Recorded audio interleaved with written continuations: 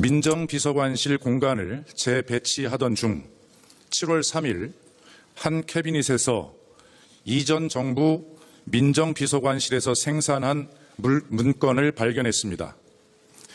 해당 비서관실은 이전 정부에서 민정부문과 사정부문이 함께 사용하던 공간으로 현 정부 들어 민정부문 쪽만 사용해 왔습니다. 문건이 발견된 캐비닛은 사정부문에 놓여 있었습니다. 이 캐비닛은 사용하지 않았습니다. 민정비서실의 인원이 보강되어 공간을 재배치하는 과정에서 캐비닛을 정리하다 자료를 발견하게 되었습니다. 자료는 회의 문건과 검토 자료 등입니다. 300종에 육박합니다. 문건의 정본과 부본 혹은 한 내용을 열부 복사한 것을 묶은 자료 등이었습니다. 내용별로 보면 수석 비서관 회의 자료 2014년 6월 11일부터 2015년 6월 24일까지 장관 후보자 등 인사자료, 국민연금 의결권 등 각종 현안 검토 자료, 지방선거 판세 전망 등 기타 자료 등입니다. 이명박 정부 시절 자료 1건도 발견되었습니다. 이것은 2013년 1월 생산된 것으로 사무실의 책상 서랍 뒤쪽에 들어 있었습니다. 민정수석실은 원본 관하를 국정기록비서관실로 이관했습니다. 자료들이 대통령 기록물에 해당될 소지가 있어서입니다. 그런데 박근혜 정부가 대통령 지정기록물 목록까지 비공개로 분류함에 따라 이번에 발견된 자료들이 대통령 지정기록물인지 여부조차 판단할 수 없었습니다. 아시다시피 대통령 지정기록물로 지정이 되면 일정 기간 별다른 조처가 없으면 공개하지 않도록 되어 있습니다. 저희로서는 이들 자료가 대통령 기록물인 것은 맞다. 다만 자료들에 비밀 표기를 해놓지 않았기 때문에 대통령 지정 기록물은 아니다라고 보고 있습니다. 말씀드린 것처럼 이들 자료가 대통령 기록물인지 점검하기 위해 그 내용을 살펴볼 수밖에 없었습니다. 국민연금 의결권 관련 조사라는 제목의 문건에는 관련 조항, 찬반 입장, 언론 보도, 국민연금기금 의결권 행사 지침, 직접 펜으로 쓴 메모의 원본, 또 다른 메모의 복사본, 청와대 업무용 메일을 출력한 문건 등이 들어 있습니다. 특히 삼성그룹 경영권 승계 지원 방안을 검토한 내역도 포함되어 있습니다. 그중 자필 메모로 된 부분은 대통령 기록물로 볼 수 없다는 판단에서 일부 내용을 공개합니다. 삼성 경영권 승계 국면 화살표 기회로 활용. 경영권 승계 국면에서 삼성이 뭘 필요로 하는지 파악. 도와줄 것은 도와주면서 삼성이 국가 경제에 더 기여하도록 유도하는 방안을 모색. 삼성의 당면 과제 해결에는 정부도 상당한 영향력 행사 가능. 경제민주화 관련 법안 대응, 금산분리 원칙 규제 완화 지원이라는 대목이 있습니다.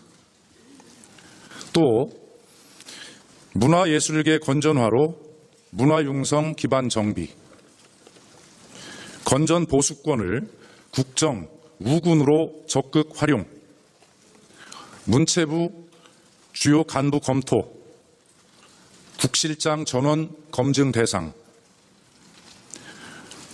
문화부 4대 기금 집행부서 인사 분석 등도 들어있습니다. 전경련 부회장 오찬 관련 경제입법 독소조항 개선 방안, 6월 지방선거 초판 판세 및 전망도 있습니다. 그리고 고 김영한 민정수석의 자필 메모로 보이는 자료도 있습니다. 지금 제가 보여드리는 것이 그 자필 메모입니다. 네. 됐습니다.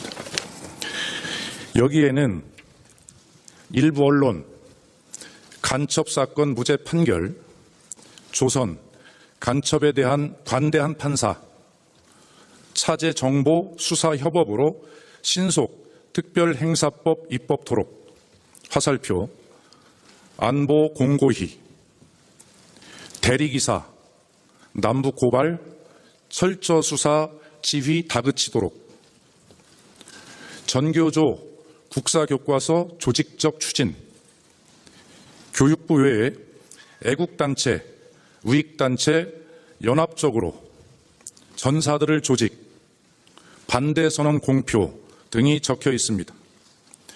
대리기사 건은 아마도 당시 세월호 유가족 대책위원회 대리기사 폭행 사건 관련 내용으로 보입니다. 이들 자료는 소위 최순실 국정농단 사건과 관련돼 있는 것으로 판단됩니다. 당초 박영수 특검팀은 전임 정부 민정수석실 압수수색을 시도했으나 무산된 바가 있습니다. 이와 관련해 이전에 특검이 법원을 통해 민정수석실 등의 관련 자료에 대해 사실 조회를 한 바 있었으나 당시 거부됐습니다. 하지만 관련 자료들이 이번에 발견됨에 따라 그 사본을 검찰에 제출할 예정입니다. 사본은 대통령 기록물이 아닙니다. 이들 원본 자료는 국정기록비서관실에서 대통령 기록관으로 이관하는 절차를 오늘 밟을 예정입니다. 이상으로 브리핑을 마치겠습니다. 조국 교수가 이제 민정수석으로 임명을 되면서 굉장히 많은 변화가 있을 거라는 생각이 듭니다. 먼저 서 변호사님, 네. 정윤회 문건 재조사하겠다고 얘기를 했어요. 저는 이게 법적으로 보면요. 예. 왜냐하면 이게 조국 수석이 뭐라 했냐면 수사에는 이게 개입하지 않겠다 그랬잖아요. 그랬죠. 근데 이 두 가지를 새로 수사한다. 이게 약간 모순되는 것처럼 보이는데 예. 저는 이게 모순으로 안 보고요.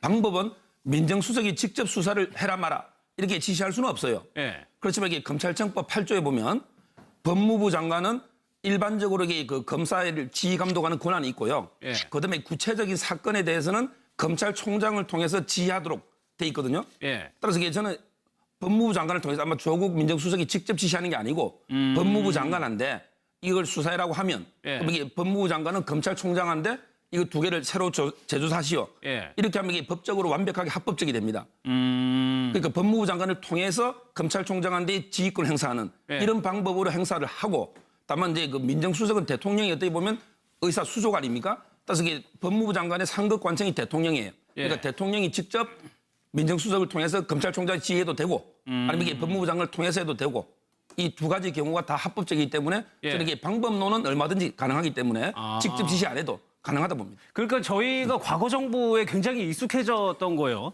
수사지휘 안 한다고 얘기를 하는데 대통령은 재조사를 하라고 얘기를 하다 보니까 이게 어떻게 가능한 거냐 이렇게 된 거죠. 그러니까요. 그러니까 예전에 정부는 예. 그 지금 말한 서 변호사가 말한 그 법적 한계를 넘어서는 거잖아요. 직접적으로 검찰에 압력을 가하고 직접적으로 검사에게 전하고 검찰청장에 압력을 가하는 것은 수사 지휘가 돼버리는 거죠. 그런 범위가 아니라 합법적인 범위 내에서 법무부 장관을 통해서 정상적인 절차를 밟아서 하는 것은 문제가 없는 거 아니겠습니까? 그런데 우리가 그렇게 지금 듣게 되는 이유는 결국 박근혜 전 대통령 정부에서 그런 일들이 너무 비일비재하게 일어났다는 거예요. 특히 우병우 전 민정수석 같은 경우에 직접 검찰을 통제하려고 하는 시도를 했었고 검찰에 압력을 가하고 수사에도 영향을 미치는 그런 일들이 비일비재하게 일어났다는 게 다 드러난 거 아니겠습니까? 그런 것들이 결국 조국 수석은 그런 걸 안 하겠다고 선언을 한 거예요. 합법적인 걸 안 하는 게 아니라 불법적으로 이루어지고 법을 초월하는 그런 권력 행사에 대해서는 절대로 행사하지 않겠다고 하는 것이 조국 수석의 말인 것이고 합법적인 범위 내에서 할 수 있는 부분이라면 대통령의 명을 받아서 민정수석이 할 수 있는 거죠. 또 합법적으로 하는 것까지 문제가 되는 거 아니지 않습니까? 그렇죠. 그 수사지휘라고 하는 개념이 합법적 범위를 벗어나는 것에 대한 수사지휘를 하지 않겠다고 하는 선언으로 받아들여야 될 거로 생각이 됩니다. 그렇습니다. 그런데 전 문제에 대해서 뭐 일부에서 비판을 많이 하셨는데 그것은 뭐 정말 비판을 위한 비판이라고 생각되고요. 왠가 하면 그 법무부 장관을 통해서 검찰에게 수사지휘를 했던 경험이 참여정부에도 있습니다. 강정구 교수를 구속할 것인가 불구속 수사를 할 것인가 그때 천정배 법무부 장관이 검찰을 지휘해서 불구속 수사하도록 했던 그런 전례가 있죠.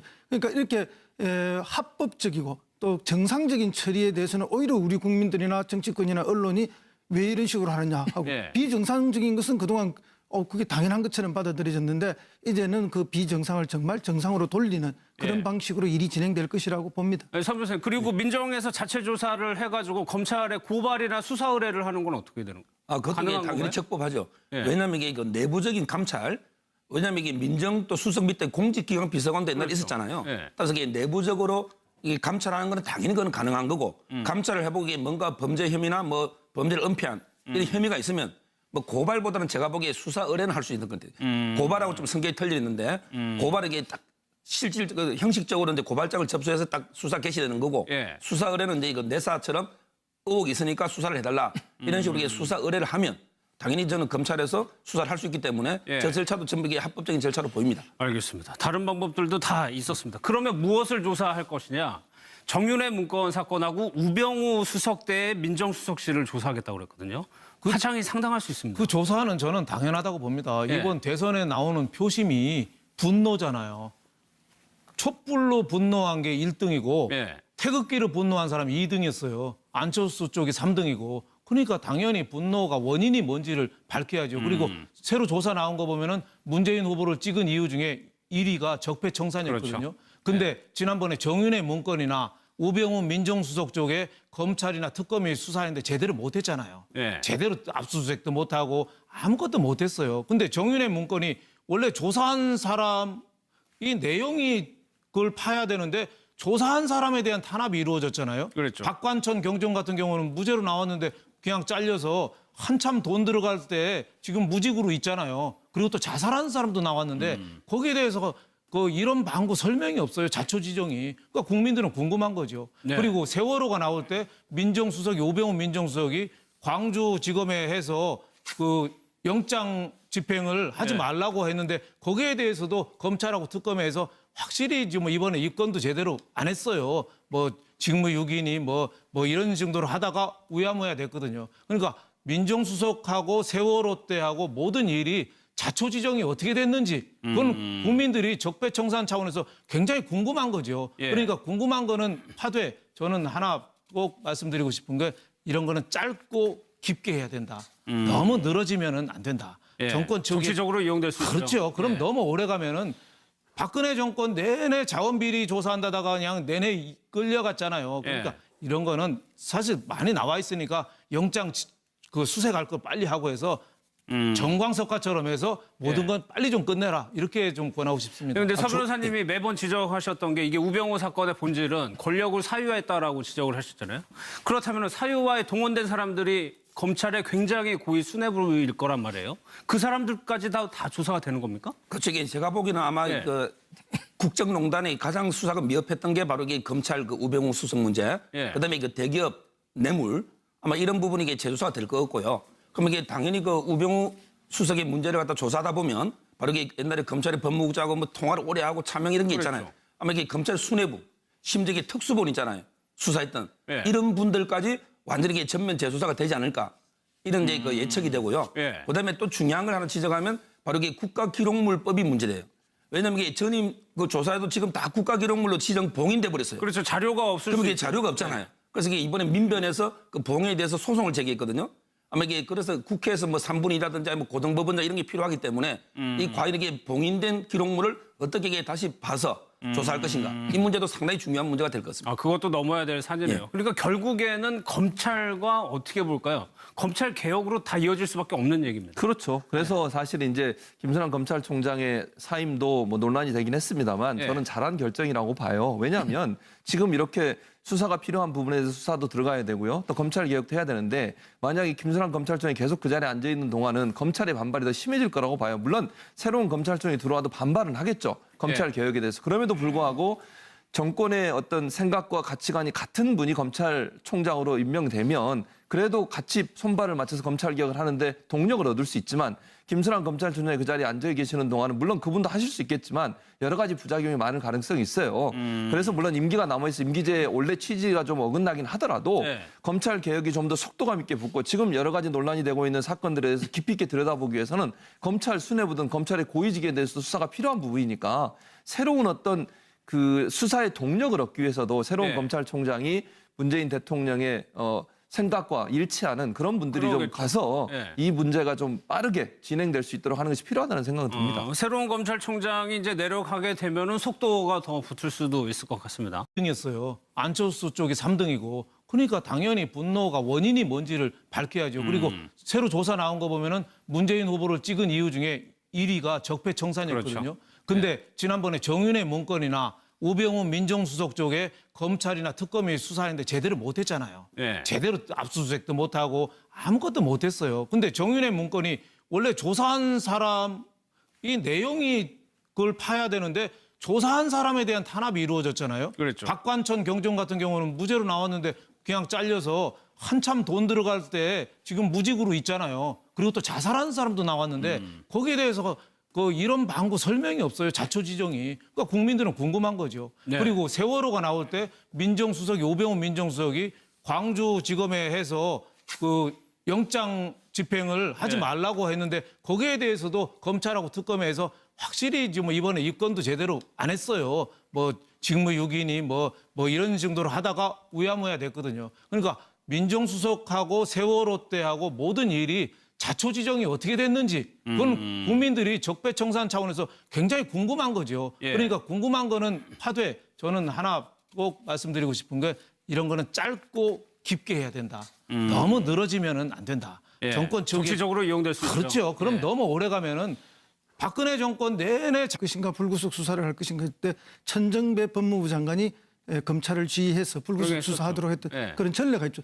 그러니까 이렇게 합법적이고 또 정상적인 처리에 대해서는 오히려 우리 국민들이나 정치권이나 언론이 왜 이런 식으로 하느냐 하고 예. 비정상적인 것은 그동안 그게 당연한 것처럼 받아들여졌는데 이제는 그 비정상을 정말 정상으로 돌리는 그런 예. 방식으로 일이 진행될 것이라고 봅니다. 네, 선 교수님, 그리고 민정에서 자체 조사를 해가지고 검찰에 고발이나 수사 의뢰를 하는 건 어떻게 되는 거예요? 아, 그것도 가능한 당연히 건가요? 적법하죠. 예. 왜냐하면 이게 그 내부적인 감찰, 왜냐하면 이게 민정 또 수석 밑에 공직기강 비서관도 옛날에 그렇죠. 있었잖아요. 예. 따라서 이게 내부적으로 이게 감찰하는 건 당연히 그건 가능한 거고 감찰을 해보기에 뭔가 범죄 혐의나 뭐 범죄를 은폐한 이런 혐의가 있으면 뭐 고발보다는 제가 보기에 수사 의뢰는 할 수 있는 건데 고발하고 좀 성격이 틀려 있는데 고발은 이게 딱 실질 그 형식적으로 이제 고발장을 접수해서 딱 수사 개시되는 거고 예. 수사 의뢰는 이제 이거 내사처럼 의혹이 있으니까 수사를 해달라 이런 식으로 이게 수사 의뢰를 하면 당연히 저는 검찰에서 수사를 할 수 있기 때문에 예. 저 절차도 전부 이게 합법적인 절차로 보입니다. 알겠습니다. 다른 방법들도 다 있었습니다. 그러면 무엇을 조사할 것이냐? 정윤회 문건 사건하고 우병우 수석 때의 민정수석실을 조사하겠다고 그랬거든요. 파장이 상당할 수 있습니다. 그 조사는 저는 당연하다고 봅니다. 예. 이번 대선에 나오는 표심이 분노잖아요. 촛불로 분노한 게 1등이고 예. 태극기로 분노한 사람이 2등. 라고 얘기를 하는데 대통령은 재조사를 하라고 얘기를 하다 보니까 이게 어떻게 가능한 거냐 이렇게 된 거죠. 그러니까요. 그러니까 예전의 정부는 예. 그 지금 말한 서 변호사가 말한 그 법적 한계를 넘어서는 거잖아요. 직접적으로 검찰에 압력을 가하고 직접적으로 검사에게 전하고 검찰청장에 압력을 가하는 것은 수사 지휘가 돼버리는 거죠. 그런 범위가 아니라 합법적인 범위 내에서 법무부 장관을 통해서 정상적인 절차를 밟아서 하는 것은 문제가 없는 거 아니겠습니까?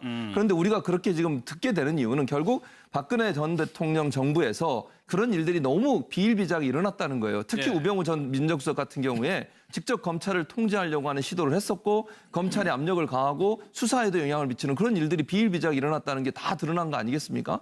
그런 것들이 결국 조국 수석은 그런 걸 안 하겠다고 선언을 한 거예요. 예. 합법적인 걸 안 하는 게 아니라 불법적으로 이루어지고 법을 초월하는 그런 권력 행사에 대해서는 절대로 행사하지 않겠다고 하는 것이 조국 수석의 말인 것이고 예. 합법적인 범위 내에서 할 수 있는 부분이라면 대통령의 명을 받아서 민정수석이 할 수 있는 거죠. 또 합법적으로 하는 것까지 문제가 되는 거 아니지 않습니까? 그렇죠. 그 수사지휘라고 하는 개념이 합법적 범위를 벗어나는 것에 대한 수사지휘를 하지 않겠다고 하는 선언으로 받아들여야 될 걸로 생각이 됩니다. 그렇습니다. 그런데 전 문제에 대해서 뭐 일부에서 비판을 많이 하셨는데 그것은 뭐 정말 비판을 위한 비판이라고 생각되고요.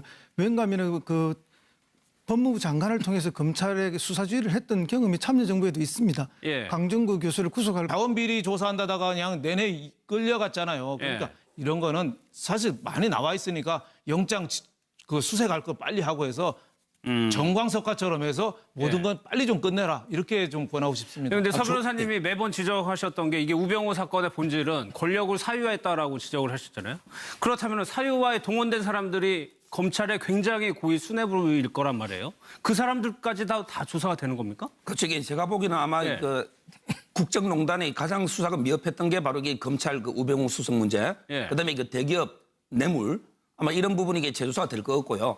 그럼 이게 당연히 그 우병우 수석의 문제를 갖다 조사하다 보면 바로 이게 옛날에 검찰의 법무부장하고 뭐 통화를 오래 하고 차명 이런 게 있잖아요. 그렇죠. 아마 이게 검찰 수뇌부, 심지어 이게 특수본 있잖아요. 수사했던 예. 이런 분들까지 완전히 이게 전면 재조사가 되지 않을까 이런 이제 그 예측이 되고요. 예. 그다음에 또 중요한 걸 하나 지적하면 바로 이게 국가기록물법이 문제돼요. 왜냐하면 이게 전임 그 조사에도 지금 다 국가기록물로 지정 봉인돼 버렸어요. 그렇죠. 자료가 없을 그럼 수 이게 있죠. 자료가 없잖아요. 그래서 이게 이번에 민변에서 그 봉에 대해서 소송을 제기했거든요. 아마 이게 그래서 국회에서 뭐 3분의 2라든지 뭐 고등법원장 이런 게 필요하기 때문에 이 과연 이게 봉인된 기록물을 어떻게 이게 다시 봐서 조사할 것인가. 이 문제도 상당히 중요한 문제가 될 것 같습니다. 아, 그것도 넘어야 될 산이네요. 예. 그러니까 결국에는 검찰과 어떻게 볼까요? 검찰 개혁으로 다 이어질 수밖에 없는 얘기입니다. 그렇죠. 그래서 사실 이제 조국 교수가 이제 민정수석으로 임명을 되면서 굉장히 많은 변화가 있을 거라는 생각이 듭니다. 먼저 서 변호사님, 정윤회 문건 재조사하겠다고 얘기를 했어요. 그쪽이 저는 이게 그 법적으로 보면요. 예. 왜냐하면 이게 조국 수석이 뭐라 했냐면 수사에는 이게 개입하지 않겠다 그랬잖아요. 그랬죠. 근데 이 두 가지를 그러면 새로 수사한다. 이게 약간 모순되는 것처럼 보이는데 예. 저는 이게 모순으로 안 보고요.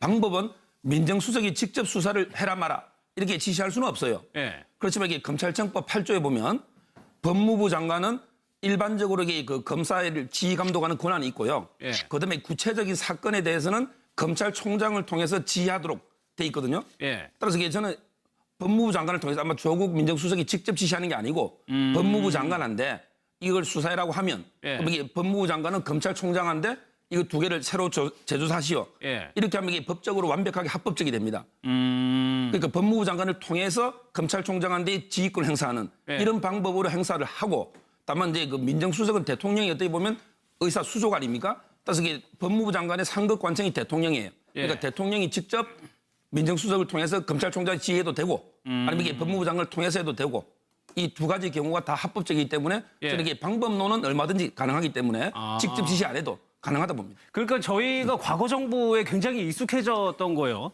수사지휘 안 한. 자필 메모로 된 부분은 대통령 기록물로 볼 수 없다는 판단에서 일부 내용을 공개합니다. 삼성 경영권 승계 국면 화살표 기회로 활용. 경영권 승계 국면에서 삼성이 뭘 필요로 하는지 파악. 도와줄 것은 도와주면서 삼성이 국가 경제에 더 기여하도록 유도하는 방안을 모색. 삼성의 당면 과제 해결에는 정부도 상당한 영향력 행사 가능. 경제 민주화 관련 법안 대응. 금산분리 원칙 규제 완화 지원. 이라는 대목이 있습니다. 또 문화예술계 건전화로 문화융성 기반 정비, 건전 보수권을 국정, 우군으로 적극 활용, 문체부 주요 간부 검토, 국실장 전원 검증 대상, 문화부 4대 기금 집행부서 인사 분석 등도 들어 있습니다. 전경련 부회장 오찬 관련 경제입법 독소조항 개선 방안, 6월 지방선거 초판 판세 및 전망도 있습니다. 그리고 고 김영한 민정수석의 자필 메모로 보이는 자료도 있습니다. 지금 제가 보여드리는 것이 그 자필 메모입니다. 네. 됐습니다. 여기에는 일부 언론, 간첩사건 무죄 판결, 조선, 간첩에 대한 관대한 판사, 차제 정보 수사 협업으로 신속 특별행사법 입법 토록, 화살표, 안보 공고희, 대리기사, 남북 고발, 철저 수사 지휘 다그치도록, 전교조 국사교과서 조직적 추진, 교육부 외에 애국단체, 우익단체 연합적으로 전사들을 조직, 반대선언 공표 등이 적혀 있습니다. 대리기사 건은 아마도 당시 세월호 유가족 대책위원회 대리기사 폭행 사건 관련 내용으로 보입니다. 이들 자료는 소위 최순실 국정농단 사건과 관련돼 있는 것으로 판단됩니다. 당초 박영수 특검팀은 전임 정부 민정수석실 압수수색을 시도했으나 무산된 바가 있습니다.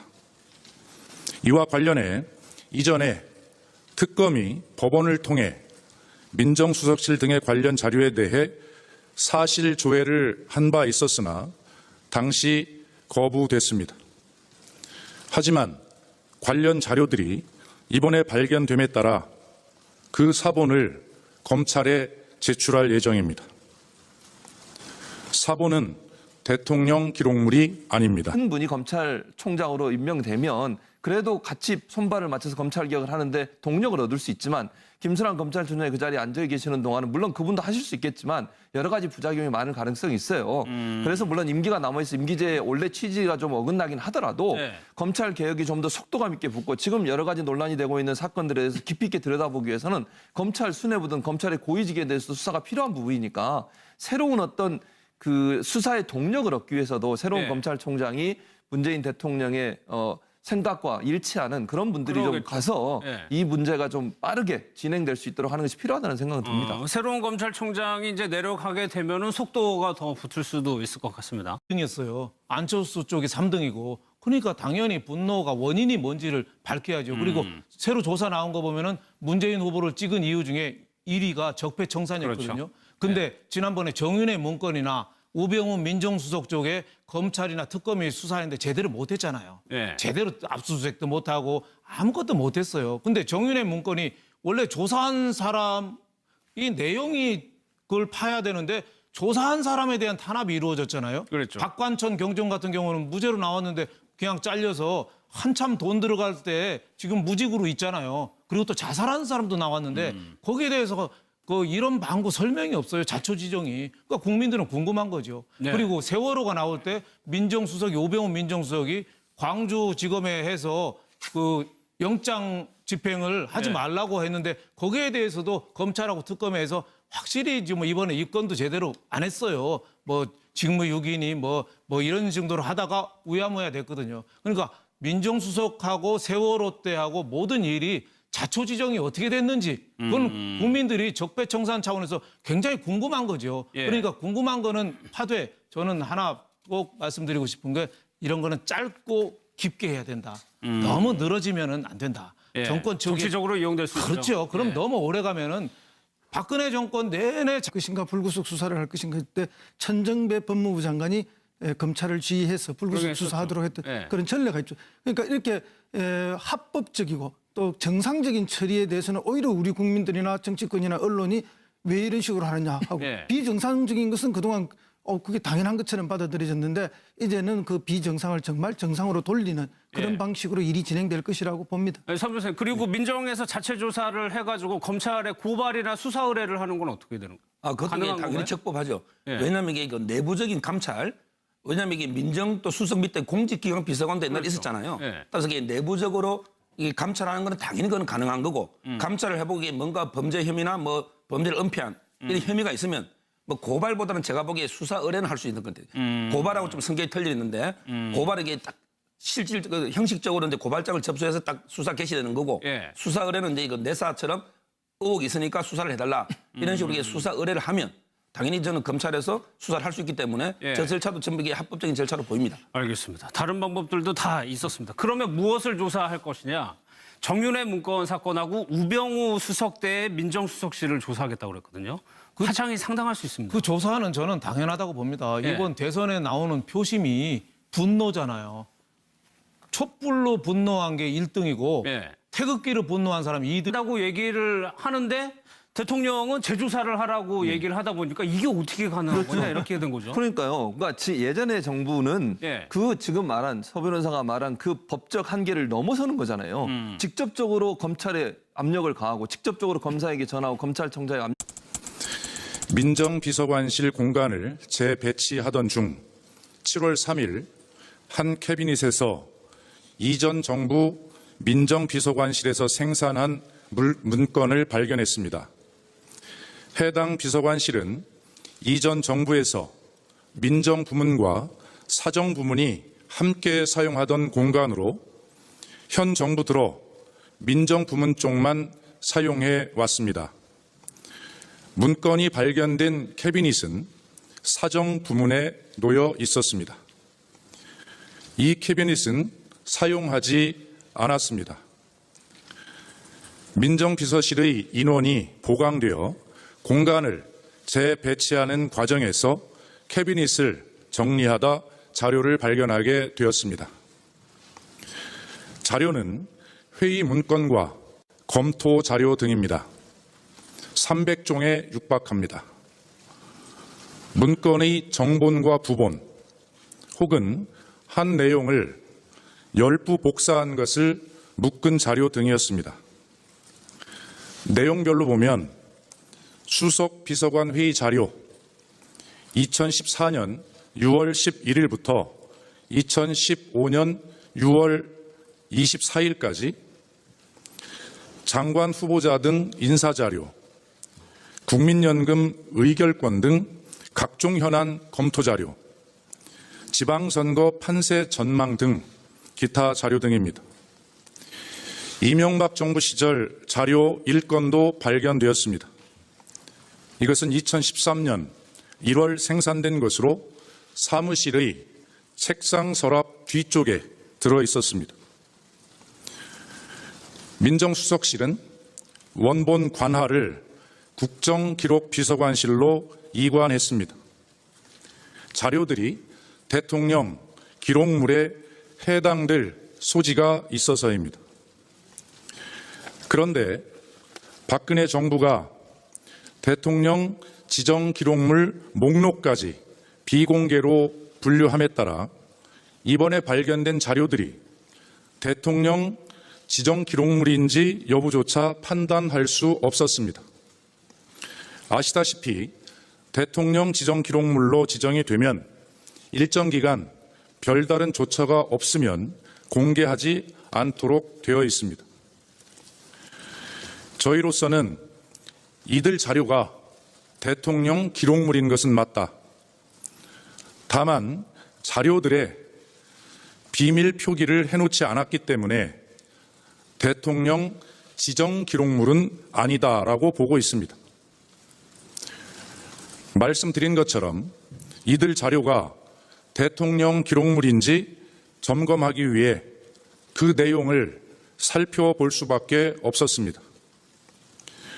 국민연금 의결권 관련 조사라는 제목의 문건에는 관련 조항, 찬반 입장, 언론 보도, 국민연금기금 의결권 행사 지침, 직접 펜으로 쓴 메모의 원본, 또 다른 메모의 복사본, 청와대 업무용 메일을 출력한 문건 등이 들어 있습니다.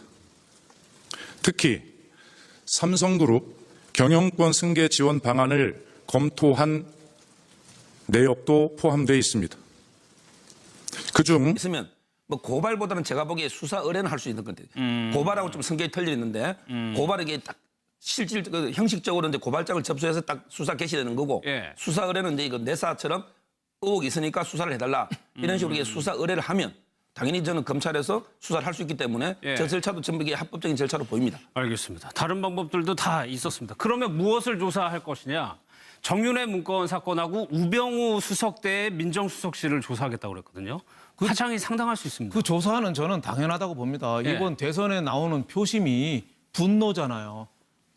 촛불로 분노한 게 1등이고 예. 태극기로 분노한 사람이 2등이었어요. 안철수 쪽이 3등이고. 그러니까 당연히 분노가 원인이 뭔지를 밝혀야죠. 그리고 새로 조사 나온 거 보면은 문재인 후보를 찍은 이유 중에 1위가 적폐청산이었거든요. 그렇죠. 근데 지난번에 정윤회 문건이나 우병우 민정수석 쪽에 검찰이나 특검이 수사했는데 제대로 못했잖아요. 예. 제대로 압수수색도 못하고 아무것도 못했어요. 근데 정윤회 문건이 원래 조사한 사람이 내용이 그걸 파야 되는데 조사한 사람에 대한 탄압이 이루어졌잖아요. 그랬죠. 박관천 경정 같은 경우는 무죄로 나왔는데 그냥 잘려서 한참 돈 들어갈 때 지금 무직으로 있잖아요. 그리고 또 자살한 사람도 나왔는데 거기에 대해서 그 이런 방구 설명이 없어요. 자초지종이. 그러니까 국민들은 궁금한 거죠. 네. 그리고 세월호가 나올 때 민정수석이 우병우 민정수석이 광주지검에 해서 그 영장 집행을 하지 네. 말라고 했는데 거기에 대해서도 검찰하고 특검에서 확실히 지금 이번에 입건도 제대로 안 했어요. 뭐 직무유기니 뭐 이런 정도로 하다가 우야무야 됐거든요. 그러니까 민정수석하고 세월호 때하고 모든 일이 자초지종이 어떻게 됐는지 그건 국민들이 적폐청산 차원에서 굉장히 궁금한 거죠. 예. 그러니까 궁금한 거는 하되 저는 하나 꼭 말씀드리고 싶은 게 이런 거는 짧고 깊게 해야 된다. 너무 늘어지면은 안 된다. 예. 정권 측이 정치적으로 이용될 수 있죠. 그렇죠. 그럼 예. 너무 오래 가면은 박근혜 정권 내내 자원비리 조사한다다가 그냥 내내 끌려갔잖아요. 그러니까 예. 이런 거는 사실 많이 나와 있으니까 영장 그 수색할 거 빨리 하고 해서 정광석화처럼 해서 모든 예. 건 빨리 좀 끝내라. 이렇게 좀 권하고 싶습니다. 그런데 서 변호사님이 매번 지적하셨던 게 이게 우병우 사건의 본질은 권력을 사유화했다라고 지적을 하셨잖아요. 그렇다면 사유화에 동원된 사람들이 검찰에 굉장히 고위 수뇌부일 거란 말이에요. 그 사람들까지 다 조사가 되는 겁니까? 그렇죠. 이게 제가 보기에는 아마 예. 그 국정농단의 가장 수사가 미흡했던 게 바로 이게 검찰 그 우병우 수석 문제, 예. 그다음에 그 대기업 뇌물 아마 이런 부분이 이게 재조사가 될 것 같고요. 그럼 이게 당연히 그 우병우 수석의 문제를 갖다 조사하다 보면 바로 이게 옛날에 검찰의 법무국장하고 뭐 통화를 오래 하고 차명 이런 게 있잖아요. 그렇죠. 아마 이게 검찰 수뇌부, 심지어 이게 특수본 있잖아요. 수사했던 예. 이런 분들까지 완전히 이게 전면 재조사가 되지 않을까 이런 이제 그 예측이 되고요. 예. 그다음에 또 중요한 걸 하나 지적하면 바로 이게 국가기록물법이 문제돼요. 왜냐하면 이게 전임 그 조사에도 지금 다 국가기록물로 지정 봉인돼 버렸어요. 그렇죠. 자료가 없을 그럼 수 이게 있죠. 자료가 없잖아요. 그래서 이게 이번에 민변에서 그 봉인에 대해서 소송을 제기했거든요. 아마 이게 그래서 국회에서 뭐 3분이라든지 뭐 고등법원장 이런 게 필요하기 때문에 이 과연 이게 봉인된 기록물을 어떻게 이게 다시 봐서 조사할 것인가. 이 문제도 상당히 중요한 문제가 될 것 같습니다. 아, 그것도 넘어야 될 산이네요. 예. 그러니까 결국에는 검찰과 어떻게 볼까요? 검찰 개혁으로 다 이어질 수밖에 없는 얘기입니다. 그렇죠. 그래서 사실 이제 김순환 검찰총장의 사임도 뭐 논란이 되긴 했습니다만 예. 저는 잘한 결정이라고 봐요. 왜냐하면 지금 이렇게 수사가 필요한 부분에 대해서 수사도 들어가야 되고요. 또 검찰 개혁도 해야 되는데 만약에 김순환 검찰총장이 계속 그 자리에 앉아 있는 동안은 검찰의 반발이 더 심해질 거라고 봐요. 물론 새로운 검찰총이 들어와도 반발은 하겠죠. 검찰 개혁에 대해서. 그럼에도 불구하고 정권의 어떤 생각과 가치관이 같은 이들 원본 자료는 국정기록비서관실에서 대통령 기록관으로 이관하는 절차를 오늘 밟을 예정입니다. 이상으로 브리핑을 마치겠습니다. 조국 교수가 이제 민정수석으로 임명을 되면서 굉장히 많은 변화가 있을 거라는 생각이 듭니다. 먼저 서 변호사님, 정윤회 문건 재조사하겠다고 얘기를 했어요. 그렇죠. 저는 이게 법적으로 보면요. 예. 왜냐하면 이게 조국 수석이 뭐라 했냐면 수사에는 이게 개입하지 않겠다 그랬잖아요. 그랬죠. 근데 이 두 가지를 그러면 새로 수사한다. 이게 약간 모순되는 것처럼 보이는데 예. 저는 이게 모순으로 안 보고요. 방법은 민정수석이 직접 수사를 해라 마라 이렇게 지시할 수는 없어요. 예. 그렇지만 이게 검찰청법 8조에 보면 법무부 장관은 일반적으로 이게 검사를 지휘 감독하는 권한이 있고요. 예. 그다음에 구체적인 사건에 대해서는 검찰총장을 통해서 지휘하도록 돼 있거든요. 예. 따라서 이게 저는 법무부 장관을 통해서 아마 조국 민정수석이 직접 지시하는 게 아니고 법무부 장관한테 이걸 수사해라고 하면 예. 그럼 이게 법무부 장관은 검찰총장한테 이거 두 개를 새로 재조사하시오. 예. 이렇게 하면 이게 법적으로 완벽하게 합법적이 됩니다. 그러니까 법무부 장관을 통해서 검찰총장한테 지휘권을 행사하는 예. 이런 방법으로 행사를 하고 다만 이제 그 민정수석은 대통령이 어떻게 보면 의사 수족 아닙니까? 따라서 이게 법무부 장관의 상급 관청이 대통령이에요. 그러니까 예. 대통령이 직접 민정수석을 통해서 검찰총장 지휘해도 되고 아니면 이게 법무부 장관을 통해서 해도 되고 이 두 가지 경우가 다 합법적이기 때문에 예. 저는 이게 방법론은 얼마든지 가능하기 때문에 아. 직접 지시 안 해도 가능하다 봅니다. 그러니까 저희가 과거 정부에 굉장히 익숙해졌던 거예요. 수사지휘 안 한다고 얘기를 하는데 대통령은 재조사를 하라고 얘기를 하다 보니까 이게 어떻게 가능한 거냐 이렇게 된 거죠. 그러니까요. 그러니까 예전에 정부는 예. 그 지금 말한 서 변호사가 말한 그 법적 한계를 넘어서는 거잖아요. 직접적으로 검찰에 압력을 가하고 직접적으로 검사에게 전하고 검찰청장에 압력을 가하는 것은 수사 지휘가 돼버리는 거죠. 그런 범위가 아니라 합법적인 범위 내에서 법무부 장관을 통해서 정상적인 절차를 밟아서 하는 것은 문제가 없는 거 아니겠습니까? 그런데 우리가 그렇게 지금 듣게 되는 이유는 결국 박근혜 전 대통령 정부에서 그런 일들이 너무 비일비재하게 일어났다는 거예요. 특히 예. 우병우 전 민정수석 같은 경우에 직접 검찰을 통제하려고 하는 시도를 했었고 검찰에 압력을 가하고 수사에도 영향을 미치는 그런 일들이 비일비재하게 일어났다는 게 다 드러난 거 아니겠습니까? 그런 것들이 결국 조국 수석은 그런 걸 안 하겠다고 선언을 한 거예요. 예. 합법적인 걸 안 하는 게 아니라 불법적으로 이루어지고 법을 초월하는 그런 권력 행사에 대해서는 절대로 행사하지 않겠다고 하는 것이 조국 수석의 말인 것이고 예. 합법적인 범위 내에서 할 수 있는 부분이라면 대통령의 명을 받아서 민정수석이 할 수 있는 거죠. 또 합법적으로 하는 것까지 문제가 되는 거 아니지 않습니까? 그렇죠. 그 수사지휘라고 하는 개념이 합법적 범위를 벗어나는 것에 대한 수사지휘를 하지 않겠다고 하는 선언으로 받아들여야 될 거로 생각이 됩니다. 그렇습니다. 그런데 전 문제에 대해서 뭐 일부에서 비판을 많이 하셨는데 그것은 뭐 정말 비판을 위한 비판이라고 생각되고요. 왜냐하면 그 법무부 장관을 통해서 검찰에게 수사지휘를 했던 경험이 참여정부에도 있습니다. 예. 강정구 교수를 구속할 것인가 불구속 수사를 할 것인가 그때 천정배 법무부 장관이 검찰을 지휘해서 불구속 그러겠었죠. 수사하도록 했던 예. 그런 전례가 있죠. 그러니까 이렇게 합법적이고 또 정상적인 처리에 대해서는 오히려 우리 국민들이나 정치권이나 언론이 왜 이런 식으로 하느냐 하고 예. 비정상적인 것은 그동안 그게 당연한 것처럼 받아들여졌는데 이제는 그 비정상을 정말 정상으로 돌리는 그런 예. 방식으로 일이 진행될 것이라고 봅니다. 네, 선 변호사님 그리고 민정에서 자체 조사를 해가지고 검찰에 고발이나 수사 의뢰를 하는 건 어떻게 되는 거예요? 그것도 이게 가능한 당연히 건가요? 적법하죠. 예. 왜냐하면 이게 내부적인 감찰, 왜냐하면 이게 민정 또 수석 밑에 공직기강 비서관도 옛날에 그렇죠. 있었잖아요. 예. 따라서 이게 내부적으로 이게 감찰하는 건 당연히 그건 가능한 거고 감찰을 해보기에 뭔가 범죄 혐의나 뭐 범죄를 은폐한 이런 혐의가